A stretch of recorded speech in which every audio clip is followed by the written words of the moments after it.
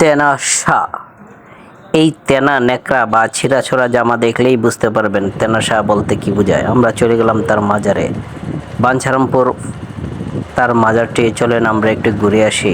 মাজারের ভিতরে কি হয় না হয় একটু ঘুরে দেখাবো। এটা হলো তেনা শাহর মাজার।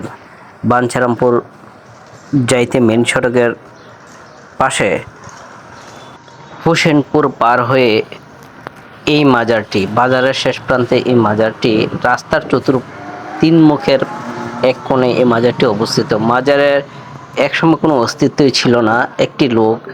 শুনেছি একটি লোক এখানে প্রতিনিয়ত একটি করে বোতল রাখতো, খালি বোতল এখানে রাখতো। আর যেখানেই কোনো ন্যাকড়া ট্যাকড়া পাইতো এই গাছের সাথে ঝুলিয়ে দিত। লোকটি একটু পাগল স্টাইলের ছিল, পাগল টাইপের ছিল।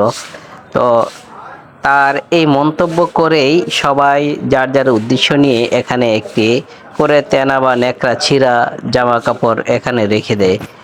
আর এখান থেকে শুরু হয়ে যায় একটি ভুল প্রথা।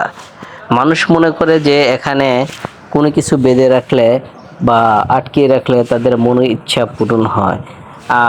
অনেকে বলে যে এখানে যারা সন্তান হয় না, সন্তান পাওয়া যায়, অনেক কিছু, মানে যারা কুফরি করে মূলত তারাই। তো তেনাশা একটি প্রসিদ্ধ নাম হয়ে গেছে এখন। এখানে বলতে কিছুই ছিল না, তেনাশা নাম।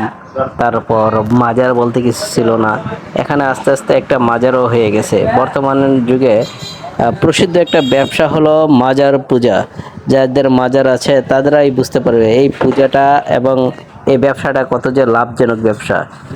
কোনো মতে সুতে যদি আপনি একটা মাজার দাঁড় করে দিতে পারেন তাহলে আপনি আপনার ছেলে মেয়ে নাতি এবং কি 14 পিঁড়ি পর্যন্ত আপনার বসে বসে খেতে পারবে শুধু মাজার থেকে আয় করা টাকা দিয়ে।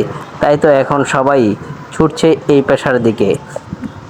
তেনা শাহ দেখেন, তেনার কত রঙের তেনা, লাল, নীল, সবুজ, হারা, সিরা, খেতা, বালিশ সবগুলি এই গাছের সাথে বেঁধে দিয়েছে শুধু মনের উদ্দেশ্যকে পূরণ করার জন্য। আপনার যদি কোনো উদ্দেশ্য থাকে বেঁধে দিয়ে আসতে পারেন, তবে কুফুর হবে এটা জেনে নিন।